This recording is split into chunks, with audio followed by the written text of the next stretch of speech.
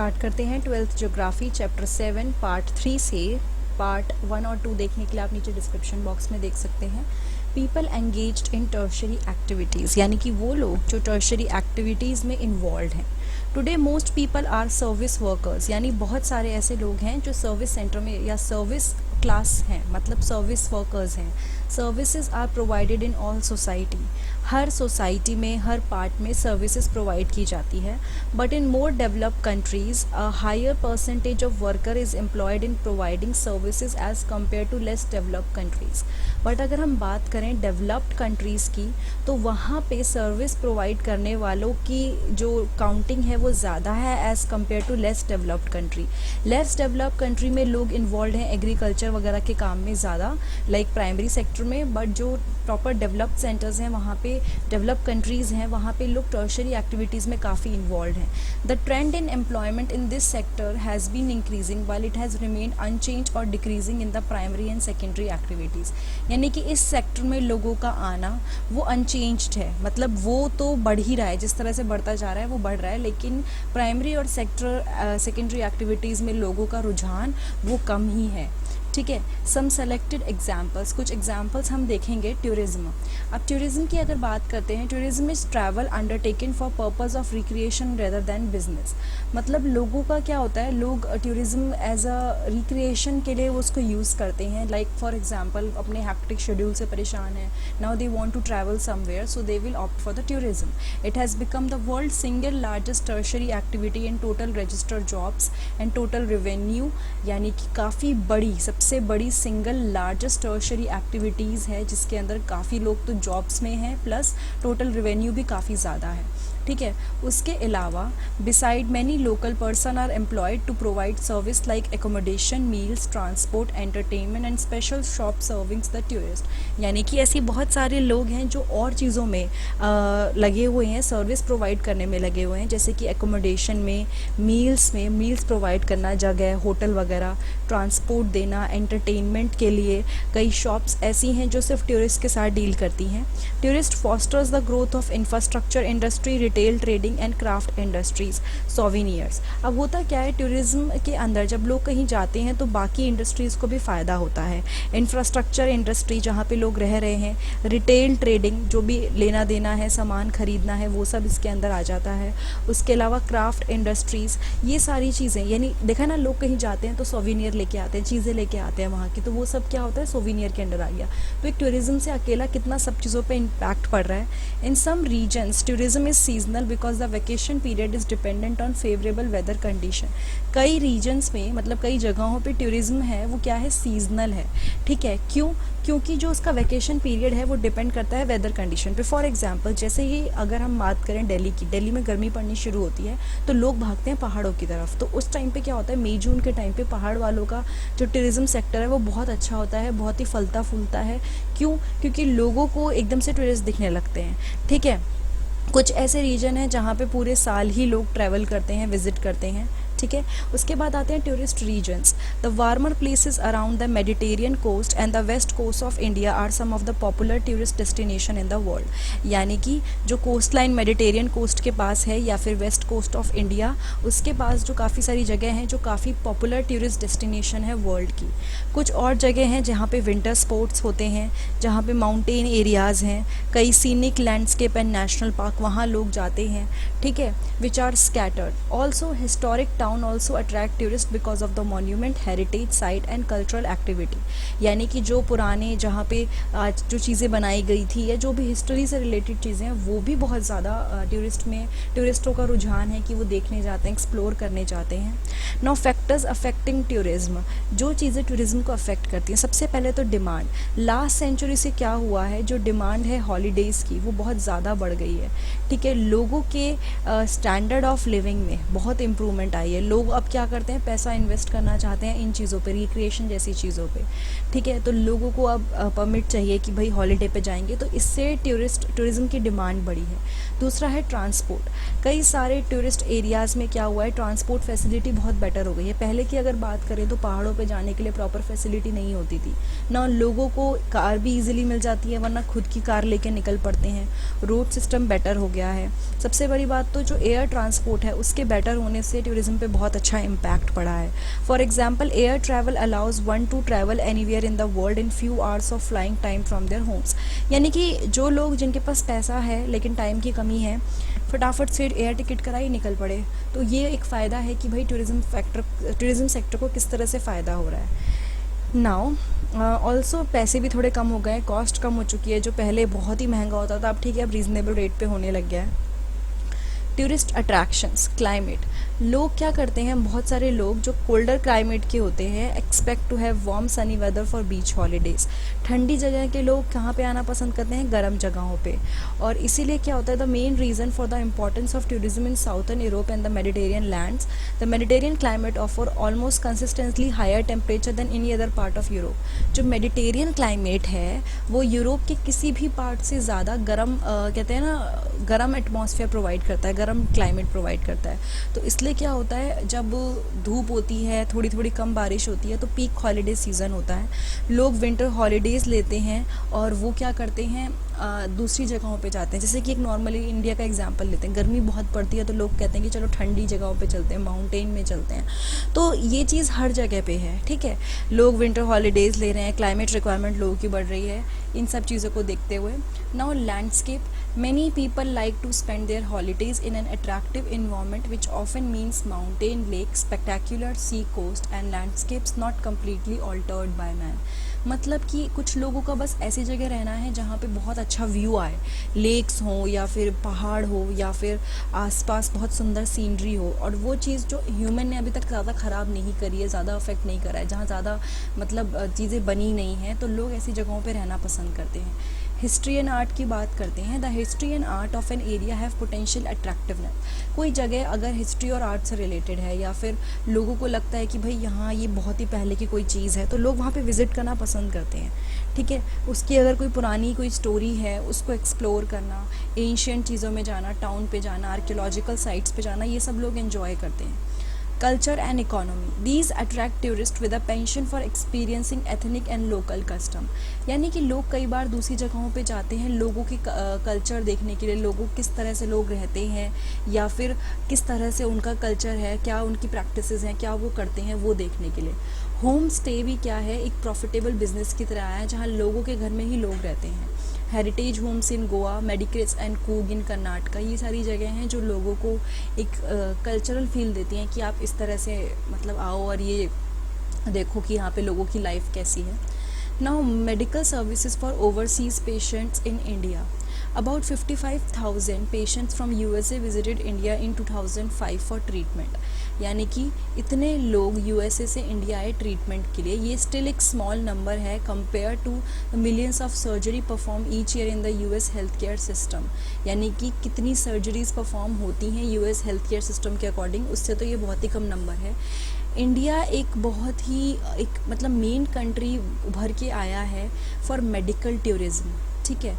World class hospital located in metropolitan cities cater to patient all over the world. यानी कि जितने अच्छे अच्छे हॉस्पिटल्स यहाँ पर हैं उन्होंने लोगों को यहाँ पे अपनी तरफ अट्रैक्ट किया है। Medical tourism bring abundant benefit to developing countries like India, Thailand, Singapore and Malaysia.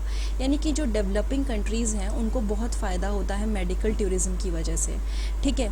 Beyond medical tourism is the trend of outsourcing of medical test and data interpretations. उसके देखो मेडिकल टूरिज्म तो है ही, लेकिन medical test से related या data interpretation से related चीज़ें भी हो रही हैं जिससे बहुत फ़ायदा हुआ है। Now hospitals in India, Switzerland and Australia have been performing certain medical services. बहुत सारे ऐसे हॉस्पिटल्स हैं, चाहे वो इंडिया में हो, स्विट्ज़रलैंड में हो, ऑस्ट्रेलिया में हो, जो बहुत ही अच्छी मेडिकल सर्विसेज देते हैं, जैसे कि रेडियोलॉजी इमेजेस को स्टडी करना, मैग्नेटिक रेजोनेंस इमेजेस यानी कि MRI करना, अल्ट्रासाउंड टेस्ट करवाना, ठीक है। तो उससे क्या हुआ है, लोगों को बहुत ही फ़ायदा हुआ है, लोग मेडिकल के चक्कर में यहाँ आने लग गए हैं।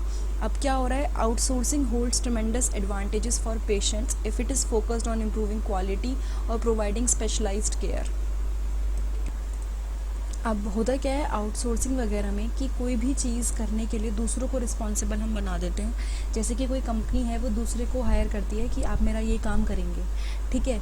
तो इस टाइप की चीज़ों से क्या हुआ है, पेशेंट्स को भी बहुत फ़ायदा हुआ है क्योंकि क्वालिटी वगैरह बहुत इंप्रूव हुई है। नाउ मेडिकल टूरिज्म लिखा हुआ है, when medical treatment is combined with international tourism activity it land itself that is commonly known as medical tourism.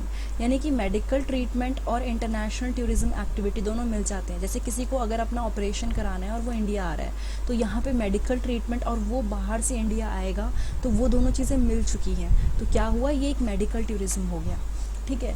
उसके बाद आ जाते हैं क्वार्टनरी एक्टिविटीज़ पे। Why do a CEO of an MNC in Copenhagen at New York and a medical transcriptionist at Bangalore have in common. यानी कि एक CEO जो एक बहुत ही बड़ी मल्टीनेशनल कंपनी है जो न्यूयॉर्क के अंदर है और एक मेडिकल ट्रांसक्रिप्शनिस्ट है जो बैंगलोर में, उन दोनों में क्या कॉमन है। All these people work in the segment of service sector that is knowledge oriented. यानी कि ये जो सेक्टर है ये प्रॉपरली किस पे डिपेंडेंट है, नॉलेज पे, नॉलेज से रिलेटेड चीज़ों पे नॉलेज ओरिएंटेड है। इसको हम इस सेक्टर को हम क्वार्टनरी एंड क्वार्टनरी एक्टिविटीज़ में डिवाइड कर सकते हैं। आगे इसको पढ़ते हैं। Quaternary activity involve some of the following. Now अभी तक हमने पढ़ा टर्शरी, उससे पहले हमने प्राइमरी और सेकेंडरी पढ़ा था। क्वार्टनरी एक्टिविटीज़ के अंदर क्या आता है, the collection, production and dissemination of information और even the production of information. यानी कि इंफॉर्मेशन को कलेक्ट करना, इंफॉर्मेशन को ही समझना, उसको तोड़ना, उसको जोड़ना, ये सारी चीज़ें आ जाती हैं क्वार्टनरी एक्टिविटीज़ में। इसमें रिसर्च, डेवलपमेंट दोनों चीज़ें आप देख सकते हो, प्लस नॉलेज और टेक्निकल स्किल्स का इन्वॉल्वमेंट होता है, ठीक है। यहाँ पे एक पैराग्राफ है वो पढ़ लेते हैं। The quaternary sector along with the tertiary sector has replaced most of the primary and secondary employment as the basis for economic growth. यानी कि क्वार्टनरी और टर्शरी सेक्टर ने जो प्राइमरी और सेकेंडरी एम्प्लॉयमेंट एक प्रॉपर था ना, उसको हटा दिया है, लाइक उसको रिप्लेस कर दिया है। Now over half of all workers in developed economies are in the knowledge sector. यानी आधे से ज़्यादा जो लोग हैं नॉलेज सेक्टर में इन्वॉल्व हैं डेवलप्ड इकोनॉमीज़ में, ठीक है। और बहुत ही ज़्यादा हाई ग्रोथ हुई है डिमांड में, कंजम्पशन में फॉर इंफॉर्मेशन बेस्ड सर्विसेज, ठीक है। यानी जो चीज़ें इंफॉर्मेशन बेस्ड सर्विसेज के आसपास घूम रही हैं, जैसे कि टैक्स कंसल्टेंट हुए, सॉफ्टवेयर डेवलपर हुए एंड स्टैटिस्टिशियंस हुए, personal working in office building, elementary school and university classroom, hospital and doctor offices, theatre, accountant, brokerage firm, all belong to this category of services. यानी जो लोग खुद काम कर रहे हैं, अपना खुद की चीज़ें खोल के बैठे हैं और प्लस वो उस पर काम कर रहे हैं, ये सारी चीज़ें सर्विसेज में आ जाती हैं। Now, like some of the tertiary functions, quaternary activities can also be outsourced. Tertiary function की तरह कुछ quaternary activities भी बाहर से फंड लेके या बाहर से कॉन्ट्रैक्चुअल बेसिस पे हो सकती हैं, लेकिन ये रिसोर्सेज से टाई नहीं होती, बल्कि क्या होता है, ये ऐसा ज़रूरी नहीं है कि इन्वायरमेंट से इसका अफेक्ट हो या फिर ये मार्केट में इन्वॉल्व हो, ऐसा कुछ नहीं है। अगर कोई इन्फॉर्मेशन ले रहा है या कोई इन्फॉर्मेशन पे काम कर रहा है, कोई इंजीनियर है, तो उसको मार्केट से लेना देना नहीं, उसको इन्वायरमेंट से लेना नहीं, वो सारा चीज़ें नॉलेज के बेस पे कर रहा है, तो वो सारी चीज़ें यहाँ पे आ जाती हैं। नाउ एक और पैराग्राफ है, क्वेनरी एक्टिविटीज़ पढ़ लेते हैं। जो highest level of decision maker होता है या फिर पॉलिसी मेकर होता है, वो क्वेनरी एक्टिविटीज़ परफॉर्म करते हैं। दोबारा पढ़ते हैं, जो डिसीजन मेकिंग का काम करते हैं या फिर क्या करते हैं, पॉलिसी मेकिंग वगैरह का काम, they all comes under quinary activities. These are subtly different from the knowledge based industry that are quinary sector in general deal with. यानी ये क्या है, ये डिफरेंट है किससे, नॉलेज बेस्ड इंडस्ट्रीज से। They are different from knowledge based industry. मतलब अगर आप नॉर्मली सोचो तो आप कहोगे कि डिसीजन मेकिंग वगैरह नॉलेज में तो आती है, नहीं। डिसीजन लेना या पॉलिसीज़ बनाना, they are, it is not related to क्या कहते हैं, क्वार्टनरी एक्टिविटीज़, उससे थोड़ा सा अलग होता है। यहाँ पे क्या होता है, देखो समझाया भी गया है, ये फोकस करती हैं किसी चीज़ के क्रिएशन पे, रीअरेंजमेंट पे, या फिर जो ऑलरेडी डाटा है, आइडियाज़ है, उनको ही इंटरप्रेट करना, उनको नया कुछ बनाना, ठीक है, नई टेक्नोलॉजीज़ का इवैल्यूएशन करना। और दूसरी चीज़, sometime it is also refer to as gold collar profession. They represent another sub division of the tertiary sector representing special and highly paid skills of senior business executive. Basically क्या चीज़ दिखती है यहाँ पे, वो लोग जो इसे गोल्ड कॉलर प्रोफेशन बोला गया है, मतलब ऑटोमेटिकली जो काफ़ी ज़्यादा अच्छा प्रोफेशन है, यानी टर्शरी सेक्टर का ही एक पार्ट है जिसमें काफ़ी high paid skill senior executives होते हैं, गवर्नमेंट ऑफिशियल्स होते हैं, हैं, रिसर्च साइंटिस्ट आ जाते हैं, फाइनेंशियल एंड लीगल कंसल्टेंट आते हैं, ठीक है, वो सारे इसके अंदर आ जाते हैं। The importance in the structure of advance economy far outweigh their number, यानी कि जिस तरह से ये टोटल, मतलब एक तरह से आप देखोगे ना कि इकोनॉमी में इनका रोल काफ़ी ज़्यादा है, मतलब काफ़ी ज़्यादा। Now outsourcing has resulted in the opening of a large number of call centres in India. अब आउटसोर्सिंग की वजह से क्या हुआ है, बहुत सारे कॉल सेंटर्स इंडिया में खुल गए हैं, अलग अलग कंट्रीज़ में खुल गए हैं, नई जॉब इन्होंने फैसिलिट प्रोवाइड करवाई है लोगों को। Outsourcing is coming to those country where cheap and skilled workers are available. Outsourcing का मतलब क्या है, वही बताया ना, आप दूसरी कंट्रीज़ को हायर करो, दूसरे लोगों को हायर करो अपना काम करने के लिए। तो जो चीज़ किसी दूसरी कंट्री में बहुत पैसे लगा के हो रही है, वो क्या कर रहे हैं, आप दूसरी कंट्रीज़ को दे रहे हैं ताकि जहाँ पे लेबर सस्ता हो। अब यही काम जो कॉल सेंटर का है, अगर वो बाहर करवाएंगे, बाहर की कंट्रीज़ में करवाएंगे, तो उनको कितना पैसा देना पड़ेगा कंपनीज़ को। तो वो क्या कर रहे हैं, वो इंडिया में ही पैसा लगा के लोगों से काम करवा रहे हैं। नाउ जहाँ पे उन कंट्रीज़ में जहाँ पे लेबर चीप है और स्किल्ड वर्कर अवेलेबल है, वहाँ पे ये काफ़ी अच्छा हो रहा है। These are also out migrating countries with the work available though outsourcing the migration in these country में कम डाउन। तो अब क्या होगा, क्योंकि ये वो कंट्रीज़ हैं जहाँ पे पहले लोग माइग्रेशन करते थे, बहुत ज़्यादा बाहर जाते थे काम ढूंढने के लिए, लेकिन अगर ऑलरेडी अब यहाँ पे जॉब्स अवेलेबल होंगी तो अपने आप ही जो माइग्रेशन है वो कम हो जाएगा। Outsourcing countries are facing resistance from job seeking youth in their respective countries. क्या होता है, जो आउटसोर्सिंग कंट्रीज़ होती हैं वो रेजिस्टेंस फेस कर रही हैं, किससे, उन लोगों से जो उनकी कंट्री में ही जॉब ढूंढ रहे हैं, ठीक है। यानी कि फॉर एग्जांपल, अब देखो कंपनी क्या करती हैं, दूसरी कंट्रीज़ में सेटअप कर देती हैं कॉल सेंटर कि भैया दूसरी कंट्रीज़ के लोग सस्ते में काम कर देंगे, लेकिन उनकी खुद की कंट्री के यूथ को भी तो काम चाहिए। तो the comparatively advantage is main reason for continuing outsourcing.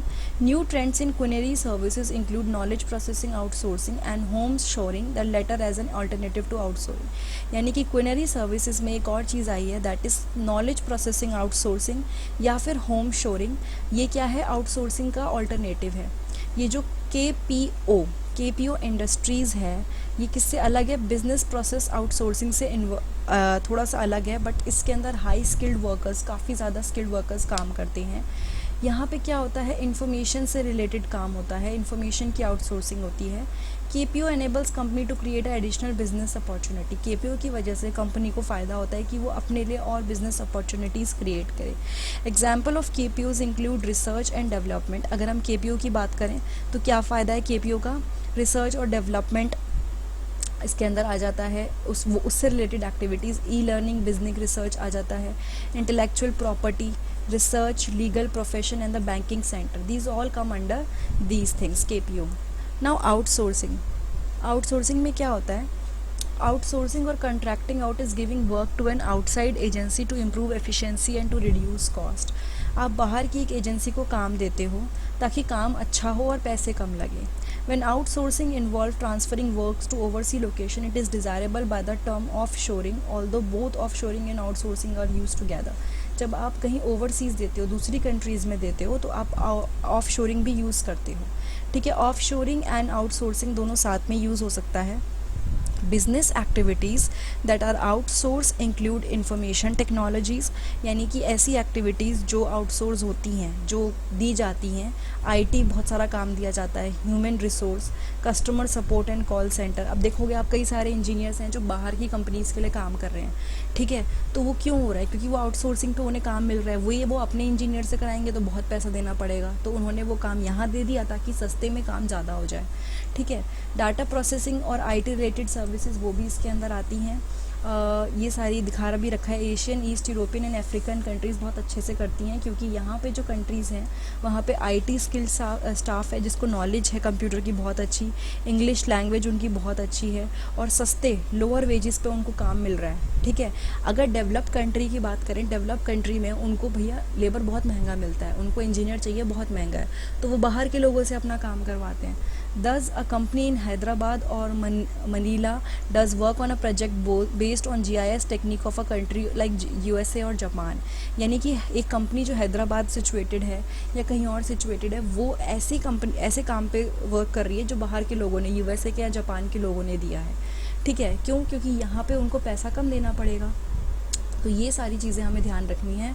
Overhead cost are much lower, making it profitable to get job work carried out overseas, whether it is in India, China और even a less populous country like Botswana in Africa. तो ये काम से देखो फ़ायदा होता है, चाहे कंट्री कोई भी हो, लेकिन अगर लेबर सस्ता है तो काम करा लेते हैं लोग, ठीक है।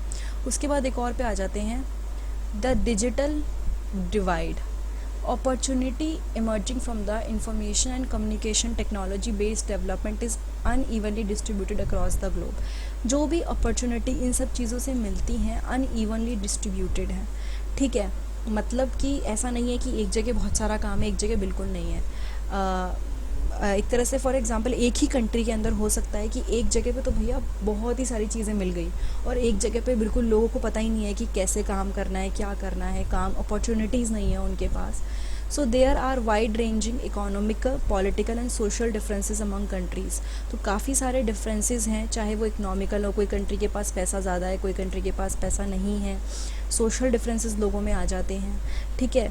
How quickly country can provide ICT access and benefit to its citizen is the deciding factor. Company किस तरह से इंफॉर्मेशन टेक्नोलॉजी से रिलेटेड फैसिलिटीज़ प्रोवाइड करवा पाती है, कंट्रीज़ कितना दे पाती हैं अपने सिटीजन्स को।